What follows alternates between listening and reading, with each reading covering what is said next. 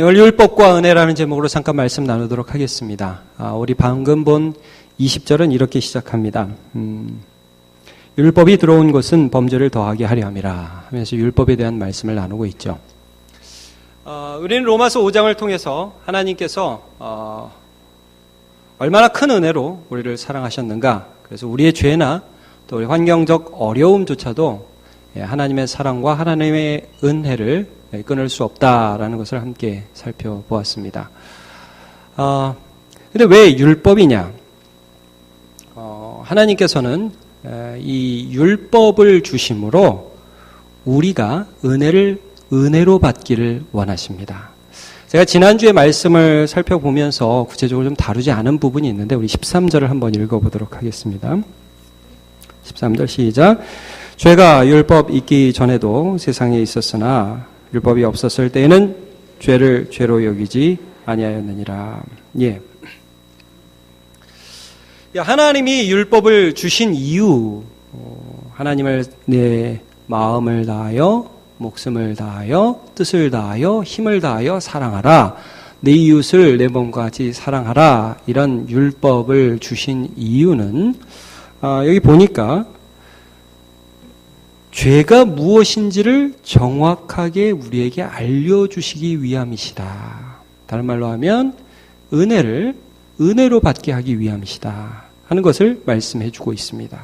여러분 13절 좀 전에 읽었는데 죄가 율법 있기 전에도 세상에 있었습니다. 또 율법이 없었을 때에는 죄를 죄로 여기지 아니했습니다. 이게 무슨 말이냐면 하나님이 율법을 딱 주셨습니다. 모세를 통해서. 그럼 그 이전에는 죄가 있었을까요? 없었을까요? 있었습니다. 그런데 어떤 현상이 있었냐면 죄를 죄로 여기지 않는 현상이 있었어요. 법이 없으니까. 예를 들면 여러분 이런 거죠. 제 기억에 1980년대만 해도 자동차 운전하시는 분들이 안전띠 많이 안 하고 다니셨던 것으로 기억합니다. 물론 요즘에도 안 하시는 분들이 계시지만 운전할 때 안전띠를 안 하면서도 뭐 거기에 대해서 크게 개의치 않았습니다. 왜냐하면 그 법령이 있기는 있어도 거의 사람들이 무시했거든요. 요즘은 어떻습니까, 여러분? 많이들 그래도 안전띠 하죠. 또 이렇게 경찰이 훅 불어가지고 왜 안전띠 안 하냐고 범칙금 내라 그러면 내가 왜 벌금을 내야 되냐고 그렇게 말하는 사람은 없습니다. 자, 법이 있다는 것은 사람들이 무심코 흘러보내는 그 죄가 무엇인지를 인식하게 해줍니다. 자, 학교마다 여러분 등교 시간 있죠. 등교 시간이 만약에 없다면 9시에 가나 10시에 가나 빨리 와 이렇게만 했다면 아이들이 가서 몇 시까지 오라는 얘기 안 했잖아요. 이럴 수 있어요. 근데 여러분 8시 반, 8시 이렇게 등교 시간이 있기 때문에 법이라는 것이 있기 때문에 요거 더 넘으면 안 되는구나 하는 의식이 있습니다. 제가 학교 앞에 많이 가봤습니다. 등교 시간에 학생들하고 인사하려고 고등학생들 섬길 때. 그러면요 8시 반이 등교 시간이면 8시에 가는 애들과 8시 29분에 가는 애들의 얼굴은 사뭇 다릅니다. 8시에 가는 애들은 여유 있게 책가방을 이러고 갑니다. 8시 25분쯤 되면요. 애들이 뛰기 시작합니다. 1분만 더 늦으면 그 학교에서 제일 무서운 선생님이 그 앞에 기다리고 있는 거예요. 안 된다는 거예요. 막 뛰어갑니다. 8시 30분 넘으면요. 막 두려운 얼굴로 이러면서 가고. 아예 더 늦은 애들은 뭐 그것도 포기한 애들도 있고요. 예. 근데 그렇게 간다는 거예요. 법이 있다는 것은 죄를 인식하게 해준다고. 이게 잘못이는가 보다 하는 것을 알게 해줍니다. 그래서 여러분 로마서 우리가 3장에도 이 죄와 율법에 대한 부분이 나오고 7장에도 나중에 나오는데 3장을 한번 보시면 3장 20절에 이렇게 나와 있습니다. 같이 읽겠습니다. PPT 있습니다. 시작. 그러므로 율법의 행위로 그의 앞에 의롭다 하심을 얻을 육체가 없나니 율법으로는 죄를 깨달음이라. 이게 죄구나 하는 것을 알게 된다는 거죠. 여러분 하나님께서 우리가 죄를 깨달음으로 율법을 네 힘으로 지켜라 하지 않으신다는 것은 제가 여러 번 말씀을 드렸습니다. 네 힘으로 지킬 수 없다가 답이라고 말씀드렸죠. 안 된다는 거죠. 그러면 지키지 말아라 그것도 아니고 그 율법을 하나님께 와서 하나님과 함께 예수 그리스도의 능력으로 지켜라 하는 것이 이제 답이긴 하는데요. 자, 이렇게 율법을 통해서 죄를 깨달음으로 우리의 삶에 죄를 아파하는 마음을 주시기를 원하시는 거예요. 자, 20절 오늘 본문의 맨 처음을 다시 한번 읽어보도록 하겠습니다. 시작. 율법이 들어온 것은 범죄를 더하게 하려 함이라. 자, 이 점 이해가 안 가죠. 율법이 들어온 것은 범죄를 더하게 한다. 더 죄짓게 한다. 사실 그런 말씀의 뜻도 있습니다만 죄가 드러나게 하신다 이런 말씀이에요. 첫 번째로는. 아무도 죄로 여기지 않았잖아요. 아파하지 않잖아요. 근데 아파하게 하고 죄를 죄로 여기게 하는 거예요. 여러분 자녀들이 혹시 이런 말 하는 거 들어보셨습니까? 엄마가 해준 게 뭔데? 자기가 힘들다. 엄마가 해준 게 뭔데? 그럼 우리 할 말 많죠. 내가 네 똥기저귀 갈았다. 너한테 준 용돈이 얼마인지 아냐? 할 말 많죠. 되게 화가 난단 말이에요. 은혜를 몰라요. 그러니까 법이 없고 규칙이 없으면 내가 뭘 하는지를 잘 모른다는 거예요. 이걸 통해서 드러내 주신다는 거예요. 아, 내가 이걸 잘못했구나 하는 걸 드러내 주신다는 거예요. 또 이런 면도 있습니다. 여기서 왜 그 범죄를 더하게 하려 함이라. 여러분, 법을 알고 나쁜 것을 알면 사람들이 죄를 덜 지을까요? 더 지을까요? 여러분, 사실 우리가 법을 만들면 그때부터는 덜 지어야 되잖아요. 참 인간이 법 때문에 죄를 덜 짓지는 않는다는 거예요. 예를 들어 볼까요? 여러분 학교에서 성교육하면서 이게 좀 요즘에 성교육에 대한 패턴들이 많이 바뀌고 있어요. 예전에 너무 자세히 가르쳐 줬어요. 처음에 성교육. 그래서 다 보여줬다고요. 애들이 그걸 보고 아 절대 저렇게 하면 안 되겠구나 할까요? 아니면 속에서 따라하고 싶다. 그런 마음이 들까요? 여러분 요즘 뉴스에서 상당히 조심스러운 부분이 뭡니까? 절도나 성폭력이나 어떤 범죄 행각을 세세히 다루죠. 여러분 그거 좋지 않은 겁니다. 그걸 보면 사람들이 어머 세상에 저런 나쁜 놈이 하면서도 어떤 사람이 꼭 생겨요? 저런 방법도 있네? 이런 사람이 생긴다는 거예요. 여러분 그래서 이 율법이 있고 법이 있으면 죄가 더해요. 사람은 신기해요. 희한해요. 감사할 줄 몰라요. 자, 그래서 모든 인간은 하나님의 심판 아래에 있습니다. 우리 로마서 3장 19절을 한번 읽어보겠습니다. 시작. 우리가 알거니와 무릇 율법이 말하는 바는 율법 아래에 있는 자들에게 말하는 것이니 이는 모든 입을 막고 온 세상으로 하나님의 심판 아래에 있게 하려 함이라 그랬습니다. 하나님의 심판 아래에 있다. 아, 내가 하나님이라는 분 앞에 나는 괜찮아요 라는 말을 입 밖에 못 내밀고 자기가 진심으로 아 내가 죄인이구나, 아 내가 죄를 짓고 있구나, 내가 잘못하고 있구나 하는 것을 진심으로 깨닫고 아파하게 하기 위해서 율법을 주신 거예요. 그래서 율법을 주신 첫 번째 이유는 이겁니다. 죄를 죄로 알고 그 죄에 대한 아픔을 회복하는 것입니다. 그 다음에 이 죄를 이기는 방법에 있어서 내가 해보겠다가 아니라 어떻게 가야 된다는 말씀입니까? 예수께로 가면 그가 내 안에서 일해 주신다. 이게 율법의 목적이에요. 그래서 율법의 목적 다시 정리합니다. 죄를 죄로 알고 아파함을 회복하게 하시고 나의 부족함과 나의 무능함과 나의 비참함을 가지고 누구에게로 간다? 예수께로 간다. 이 율법의 목적입니다. 자, 갈라디아서 3장 24절 같이 읽어보겠습니다. 시작. 이같이 율법이 우리를 그리스도께로 인도하는 초등교사가 되어 우리로 하여금 믿음으로 말미암아 의롭다함을 얻게 하려 함이라. 이제 우리를 예수님께로 인도한다 이런 말씀입니다. 결국 율법이 그래서 여러분 율법을 제대로 받아야 됩니다. 자, 율법이 없던 시대에 이 죄를 죄로 알지 않았던 예를 제가 한 두 가지 정도 들겠습니다. 먼저 노아 시대를 한번 보면요. 여러분 노아 시대에 시집 가는 것과 장가 가는 것이 굉장히 큰 이슈였습니다. 근데 여러분 시집 가는 거 장가 가는 거 큰 죄입니까? 아니 젊은 남자가 우리 청년들도 여기 많이 있지만 우리 청년들 나를 보세요. 남자들 여자를 보면 마음이 떨려요 안 떨려요? 저는 안 떨립니다. 남자가 아닙니다. 자, 우리 자매들, 멋진 남자들 보면 가슴이 떨립니까? 안 떨립니까? 남자를 안 보여요? 떨려야 정상이에요. 떨리는 게 정상이에요. 네. 자, 여러분, 시집가고 장가가는 거 죄입니까? 죄 아닙니까? 죄 아니에요. 여러분, 시집 가시기를 축복합니다. 장가 가시기를 축복합니다. 근데 이게 여기서 노아 시대 때 이게 왜 죄로 여겨졌는지 좀 말씀 보겠습니다. 자, 창세기 6장 2절, 5절 같이 보죠. 시작. 하나님의 아들들이 사람의 딸들의 아름다움을 보고 자기들이 좋아하는 모든 여자를 아내로 삼는지라 여호와께서 사람의 죄악이 세상에 가득함과 그의 마음으로 생각하는 모든 계획이 항상 악한 뿐임을 보시고. 자, 제가 이걸 좀 설명해 보겠습니다. 저는 아직 며느리를 둔 적이 없습니다.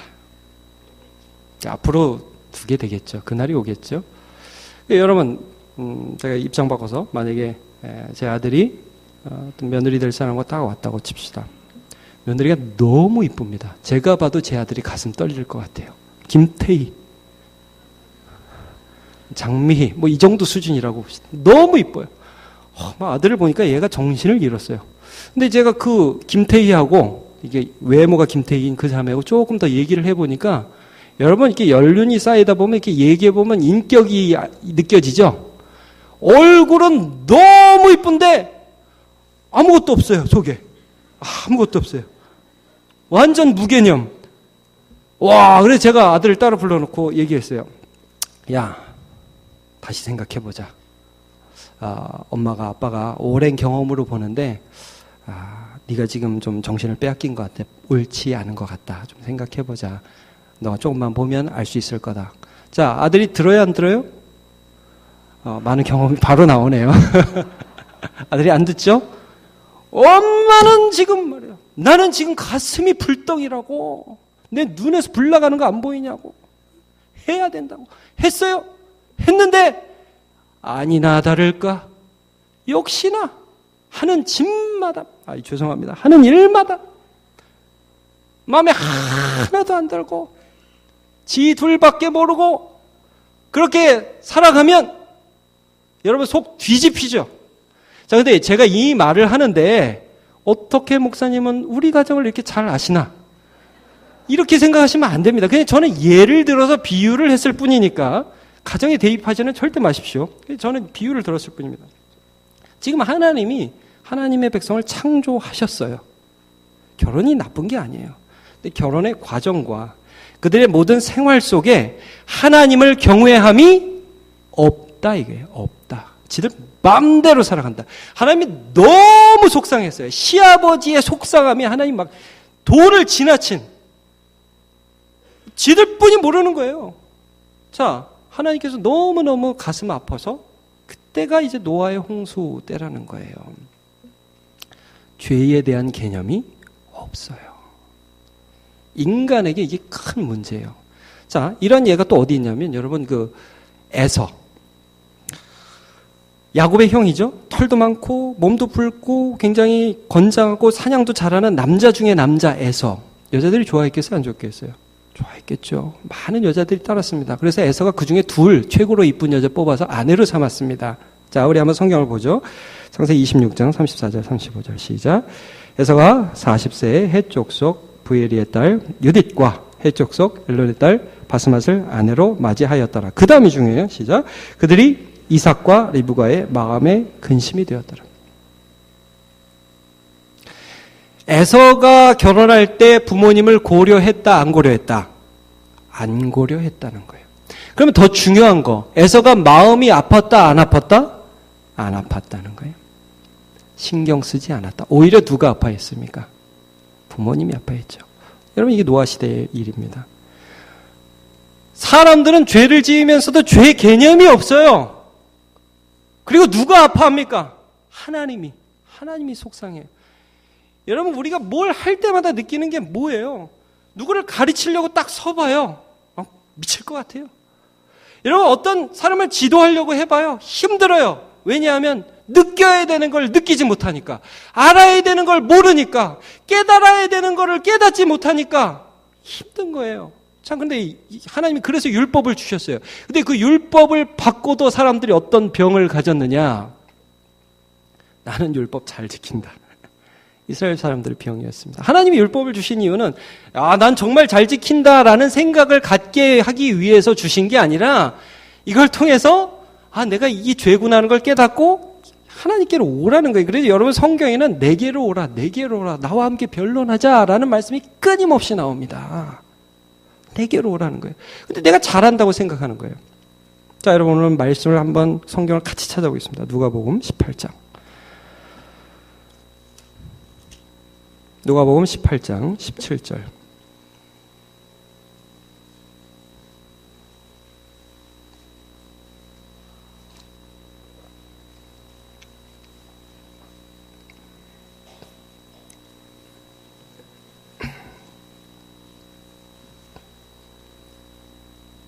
(18절입니다) 18절.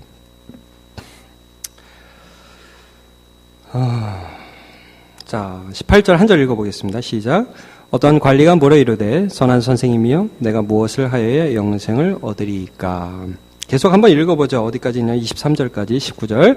예수께서 이르시되 내가 어찌하여 나를 선하다 일컫느냐. 하나님 한 분 외에는 선한 이가 없느니라. 내가 계명을 안 하니 간음하지 말라, 살인하지 말라, 도둑질하지 말라, 거짓 증언하지 말라, 내 부모를 공경하라 하였느니라. 여짜오되 이것은 내가 어려서부터 다 지켰나이다. 예수께서 이 말을 들으시고 이르시되 내게 아직도 한 가지 부족한 것이 있으니 내게 있는 것을 다 팔아 가난한 자들에게 나눠주라. 그러면 하늘에서 내게 보화가 있으리라. 그리고 와서 나를 따르라 하시니 그 사람이 큰 부자이므로 이 말씀을 듣고 심히 근심하더라. 자, 어떤 관리가 예수님께 찾아와서 뭐라고 질문을 했습니까? 자, 일단 이렇게 말문을 열었어요. 선한 선생님, 선한 선생님. 그리고 예수님은 그 질문 자체에 자기의 호칭, 선한 선생님이라 한 것을 가지고 트집을 잡으셨다? 이건 좀 말이 좀 그렇고 하여튼 거기서 그 사람의 의도를 간파하셨어요. 선한 선생님, 이게 무슨 의도냐 하면 예수님, 제가 보니까 예수님 꽤 선해 보이시는데요. 저도 선하거든요. 우리 둘이 쌤쌤이네요. 선한 그룹 하죠. 이런 말이에요. 부르는 것 자체에서 예수님이 간파하셨어요. 예수님이 선한 선생님이라고 부르는 것에 대해서 그 사람이 가지고 있는 의식을 딱 깨달았어요. 나는 율법을 잘 지키고 있는 사람이다. 예수님께 좀 자랑해야지라는 그 사람의 의식을 딱 간파하시고 바로 뭐라고 대답하셨냐면, 야, 너 왜 나를 선하다고 일컫냐? 선한 분은 하나님뿐 외 아무도 없다. 이렇게 말씀해 주셨어요. 이 말은 예수님이 선하지 않다는 말씀이 아니에요. 이 말씀은 네 의식 속에 나는 선하다는 의식을 가지고 있다. 너 선한 거 아니다. 지금 이렇게 예수님 말씀해 주고 계신 거죠. 그래서 예수님이 그걸 깨닫게 하려고 뭘 들고 나오셨어요? 계명을 들고 나오셨죠. 야, 성경에 뭐라고 계명이 써 있느냐? 그러니까 뭐라고 그 사람이 대답을 합니까? 20절에 예수님이 뭐라고 계명을 말씀하시냐면, 내가 계명을 안 하니 간음하지 말라, 살인하지 말라, 도둑질하지 말라, 거짓 증언하지 말라, 내 부모를 공경하라 하였느니라. 그랬더니 이 사람이 계명을 들고 예수님이 딱 하시는 말씀이 어떻게 대답하죠? 정말 황당무계한 대답을 하죠. 이것은 내가 어려서부터 다 지켰습니다. 요즘 애들 말로 헐, 어이없다 이거죠. 예수님. 자, 근데 이 사람 진짜 그렇게 생각했어요. 나 어렸을 때부터 다 지켰다. 예수님이 이 사람에게 네가 다 못 지켰다는 걸 어떻게 증명시켜 보이십니까? 한 가지만 딱 들었죠. 그래? 너 다 지켰어? 너 하나님도 사랑하고 이웃도 사랑하고 계명 다 지켰어? 너 정말 너를 선하다고 생각하는 것 같은데, 그러면 너 사랑하는 표로 너에게 있는 재물을 다 팔아서 가난한 사람에게 주고 나를 따르라 말을 했습니다. 말씀하셨습니다. 이 사람이 충격을 받았죠. 어떤 충격? 내가 하나도 못 지키고 있구나. 내가 하나님의 말씀대로 전혀 살지 못했구나. 그리고 나서 이 사람 반응이 뭡니까? 재물이 무지무지 많음으로 자기가 하나님과 이웃보다 돈을 사랑하는 연약한 존재이라는 것을 비로소 예수님의 말씀 속에서, 계명 속에서 깨닫는 거예요. 나는 이런 존재구나. 내가 여태까지 사랑한다 하는 건 다 생색내는 거고 다 연약한 거 다 아무것도 아니었구나. 예수님의 말씀을 들으니까 이게 알아지는 거예요. 그래서 그 다음 좋았어요. 어떻게 해요? 처음으로 근심이라는 걸 했단 말이에요. 근심. 아, 내가 이런가? 내가 이것밖에 안 되는가? 근심. 근데 그 다음이 중요해요. 근심하고 갔어요. 여러분, 근심한 다음에 뭘 해야 될까요? 예수께 나와야 된단 말이에요. 주님 도와주소서. 마치 자기 아들, 귀신 들린 자기 아들 제자들이 고칠 수 없어서 주님 할 수 있는 게 좀 있으면 좀 해 주시옵소서. 믿는 자에게 능치 못한 일이 없다. 그러니까 그 아버지가 뭐라고 그래요? 주여 나의 믿음 없는 것을 도와주시옵소서. 이게 우리가 해야 할 일입니다. 주님 나의 연약한 것을 도와주옵소서. 나의 죄된 것을 도와주옵소서. 그리고 여러분, 그때 넘치는 은혜가 우리에게 임하는 것입니다. 하나님의 말씀, 하나님의 율법, 그 앞에 정직하게 서지 않는 회개란 없습니다. 그리고 회개 없이 은혜 없습니다. 하나님의 말씀에 정직하게 서서 하나님, 제가 이 정도입니까? 정직하게 보라는 거예요. 저부터 그래야 돼요, 저부터. 우리 정직하게 보고, 하나님, 제가 이 정도입니까? 하고 눈물을 흘려요. 그리고 하나님 앞에 엎드려요. 예수께 나아와요. 그러면 그때 은혜가 부어지는 것입니다. 우리 요엘서 2장 12절 말씀을 같이 읽어보겠습니다. 시작. 여호와의 말씀에 너희는 이제라도 금식하고 울며 애통하고 마음을 다하여 내게로 돌아오라 하셨나니 너희는 옷을 찢지 말고 마음을 찢고 너희 하나님 여호와께로 돌아올지어다. 그는 은혜를 베푸시며 자비로우시며 노하기를 더디하시며 인애가 크시사 뜻을 돌이켜 재앙을 내리지 아니하시나니. 하나님의 은혜가 마음을 찢는 자에게 임한다는 거예요.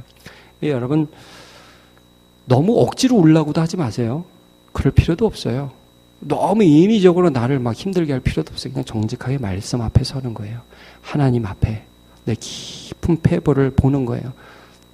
여러분, 우리가 죄가 얼마나 악랄한지 아세요? 내가 나를 속여요. 나한테 내가 속는다고요. 이 정도면 되지 뭐, 남들도 하는데. 이 정도는 내가 속아요. 아니라는 거예요. 말씀 앞에 서서 회개하고 그때 은혜가 임합니다. 자, 오늘 본문 말씀이 바로 그것입니다. 20절 같이 한번 20절 읽겠습니다. 시작. 율법이 들어온 것은 범죄를 더하게 하려 함이라. 그러나 죄가 더한 곳에 은혜가 더욱 넘쳤나니. 이 말씀입니다. 이 말씀. 죄가 그렇게 더했는데 그곳에 신기하게도 놀랍게도 이해할 수 없게도 이 죄가 더한 것과는 비교할 수 없는 더 큰 은혜. 원어상 보면 여기 이 더욱 넘쳤다 할 때 이 넘쳤다는 단어가 죄가 더했다는 말과 비교할 수 없는 최상급의 단어예요. 죄가 얼마나 많냐 너네들. 그런데 은혜는 너네의 삶에 있는 죄악을 완전히 덮어버릴 최고의 은혜, 너네가 상상할 수 없는 그런 은혜가 너네를 덮어버린다. 이것입니다. 여러분, 하나님 앞에 나아가서 눈물로 회개하는 자 중에 은혜 받지 못한 자가 없고 울지 않아도 하나님 앞에 나아가서 긍휼을 바란 자 중에 은혜를 받지 못한 사람이 없습니다. 삭개오가 그랬고 예수님의 발 앞에 머리를 풀어헤치고 눈물을 흘리면서 발을 닦은 여인이 그랬습니다. 자, 오늘은 그 큰 은혜를 마지막으로 여러분과 함께 살펴보겠습니다. 누가복음 15장 한번 같이 가보시죠. 거기 보면 탕자의 비유가 나옵니다. 11절부터 아버지의 가산을 받아서 자기 마음대로 써버리고 그 다음에 아버지께 돌아온 한 아들 이야기가 나오죠. 그 아들이 이제 다 써버리고 아버지 유산을 미리 받아서 다 써버리고 그다음에 돼지를 치다가 돼지 먹는 열매를 막 먹다가 너무너무 힘들어가지고 아버지를 생각하고 다시 돌아옵니다. 자, 그때 하나님이 자신의 은혜를 그 아버지에 대입시키셔서 어떻게 보여주시냐. 20절 한번 같이 보겠습니다. 시작. 이에 일어나서 아버지께로 돌아가니라. 아버지 아직도 거리가 먼데 아버지가 그를 보고 측은히 여겨 달려가 목을 안고 입을 맞추니. 자, 멀리서 보고 이러면 우리가 회개하고 우리가 말씀 앞에 서고 우리가 율법 앞에 죄를 깨닫고 아파할 줄 알기 시작하면 그때 하나님이 멀리서 보고 달려오신다는, 달려서 목을 안으신대요. 그리고 입 맞추신대요. 자, 이 아들은 요즘 말로 하면 노숙자입니다. 노숙자 냄새 나겠죠? 예, 보통 냄새가 아니겠죠? 목을 안고 껴 안으시고 입 맞추시고 멀리 있어도 저 아들 내 아들이 알아본다는 거예요. 근데 이때 아들이 한 고백이 너무 중요해요. 21절 같이 보죠. 시작. 아들이 이르되 아버지 내가 하늘과 아버지께 죄를 지었사오니 지금부터는 아버지의 아들이라 일컬. 이 고백이 굉장히 중요해요. 아들이 전에는 없었던 뭐가 생겼냐면 감각이 생겼어요. 이전에는 전혀 이전에 없었던 감각, 죄에 대한 회개의 마음이 생기기 시작했어요. 그냥 들으세요. 자, 그게 너무 아버지께 기쁨이 되었어요. 이 아들이 달라졌다는 거예요. 달라졌어요. 자, 아들의 이 고백을 듣고 아버지는 어떻게 반응하느냐? 22절 같이 보겠습니다. 22절과 23절 시작. 아버지는 종들에게 이르되 제일 좋은 옷을 내어다가 입히고 손에 가락지를 끼우고 발에 신을 신기라. 그리고 살진 송아지를 끌어다가 잡아라. 우리가 먹고 즐기자. 이 아버지는 이제 옷을 입히고 그 다음에 가락지를 끼우고 신을 신기고 그 다음에 이제 송아지를 끌어다가 먹기 시작했습니다. 너무 기쁜 거죠. 이게 뭘 보여주죠? 죄악을 뛰어넘는 하나님의 은혜를 보여주는 것입니다. 죄를 슬퍼하고 진짜 깨달았을 때 그때에 하나님이 우리가 생각하지 못했던 놀라운 은혜가 그의 인격 안으로, 그의 삶 안으로 흘러 들어가기 시작한다는 말씀입니다. 여러분, 사람들이 이제 말씀을 싫어해요. 세상이 기준이 된다고요. 이 세상, 남들이 하는 거, 그게 기준이 돼. 노아 시대, 에서가 그랬고, 나를 의지하고, 나는 잘하고 있고 생각하도 하나님의 은혜가 부어질래야 부어질 수가 없어요. 말씀 앞에 정직하게 서서 하나님이 깨닫게 하시는 것을 깨닫고, 아파할 것을 아파하고, 그리고 하나님 앞에 나아갈 때에 그때 비로소 하나님께서 베푸신 은혜를 저와 여러분이 받기 시작할 것을 믿으시기를 바랍니다. 아멘.